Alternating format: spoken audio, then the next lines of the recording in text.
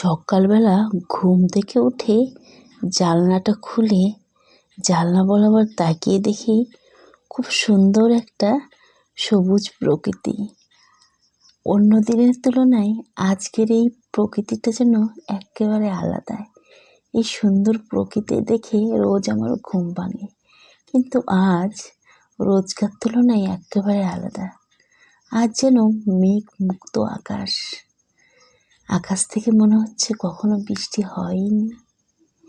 তো আর এই পাখিদের কিচিরমিচির ডাক, এগুলো দেখেই আজ আমার সকাল হয়েছিল।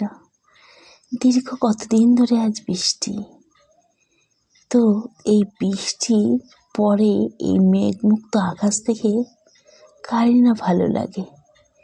বেশ সুন্দর ছিল আজকের সকালটা, বেশ এরকম সবুজ প্রকৃতির মধ্যে দিয়ে আজ সকালটা আমার কেটেছিল। তারপরে হ্যালো এভরিওয়ান, আমি শম্পা, আমার নতুন আরেকটি ব্লগে তোমাদের প্রত্যেকের স্বাগত জানাচ্ছি। আশা করি তোমরা যে যেখানে আছো ভালো আছো এবং সুস্থ আছো। আমিও বেশ ভালো আছি। তবে আজ একটু হাজব্যান্ডের বাইকে চেপে যাচ্ছিলাম ছেলের স্কুলের প্যারেন্টস মিটিংয়ে। তো তোমরা হয়তো বলতেই পারো যে আমি বেশিরভাগ টাইমে এদিকে ওদিকে কেন ঘুরছি। আমি বেশিরভাগ টাইমে কিন্তু বাইরের কোনো হয়তো রাস্তাঘাটে যাচ্ছি কিংবা গাড়িতে চেপে যে কোথাও যাচ্ছি তখনকার ভিডিও, আর বেশিরভাগই আমি কিন্তু রাস্তাঘাটের ভিডিওই করে থাকি। তো এতে আমার বেশ ভালো লাগে। আমি বাড়িতে যেরকম রান্নাবান্না আমি এত স্পিডে রান্না করি, সেটা তোমাদের সামনে মানে দেখানোর মতো না। আমি প্রচণ্ড স্পিডে কাজ করি, আর ওই স্পিডে কাজ কখনোই আর কি ক্যামেরা দিয়ে ধরে আর কি সম্ভব নয়, তাই সেটা তোমাদের সামনে আর তুলে ধরি না। তো ছেলের স্কুলের সামনেই চলে এসেছি, বেশ অনেক দিন পরে আর কি ছেলের স্কুলের সামনে আসলাম। আমার ছেলে প্রচণ্ড প্রচণ্ড দুষ্টু। তো ছোটো বাচ্চারা কিন্তু একটু দুষ্টু হয় সেটা জানি, তবে আমার ছেলেটা কিন্তু একেবারে অন্যরকম দুষ্টু।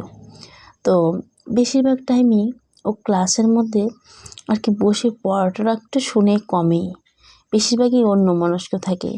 আবার যখন টিচারদের কাছে জিজ্ঞেস করি ও ঠিকঠাক মতো পড়া করছে কি না, তখন আবার বলে না ঠিকই তো আছে, আয়ুষ তো ঠিকই আছে। তো আমার ছেলের নাম আয়ুষ। আর তো এই ক্লাসের মধ্যে আজকে মানে প্যারেন্টস মিটিংয়ে এটাই বলছিল আজকেও আবার, যে রোজ মানে তোমার ছেলে ক্লাসের মধ্যে বসে জানলা দিয়ে আর কি মুখ বের করে আয়ুষ জন্য অন্যমনস্ক হয়ে থাকে, আর কি জানলা দিয়ে দূরে কোথাও তাকিয়ে থাকে।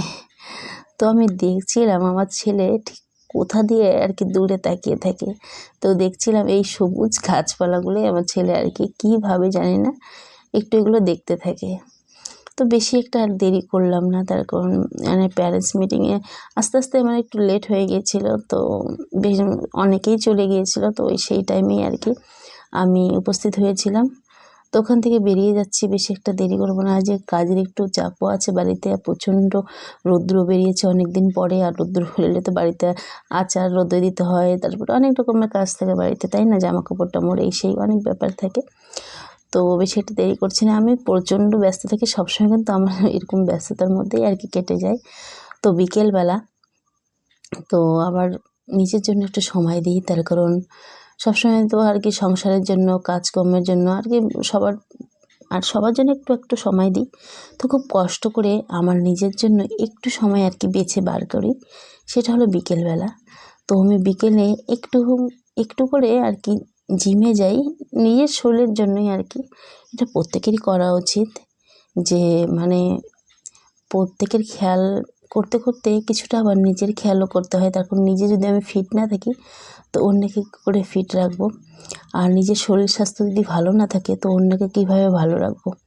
এটা কিন্তু আমাদের প্রত্যেক মায়েদেরই দরকার আর কি, যে বাচ্চাদের সঙ্গে সঙ্গে সংসারের সঙ্গে সঙ্গে নিজেকেও একটু টাইম দেওয়া। তো তাই আমি নিজের জন্য কিছুটা টাইম খুব কষ্ট করেই বের করি আর কি, যদিও বা সম্ভব হয় না, সংসারের বিভিন্ন রকমের কাজকর্ম আর কি থেকেই থাকে আর কি, প্রত্যেকেরই থাকে। তো এটার থেকেই আর কি খুব কষ্ট করে এই সময়টাই আমি বের করে নিই। তো যাবার সময় ভাবলাম হয়তো বৃষ্টি আর হবে না, কিন্তু কোত্থেকে এত বৃষ্টি চলে এসছে, মানে কি বলবো, সেই দৃশ্য কিছুটা আর কি ক্যামেরা বন্দি করে নিলাম, তোমাদেরকে দেখাচ্ছি।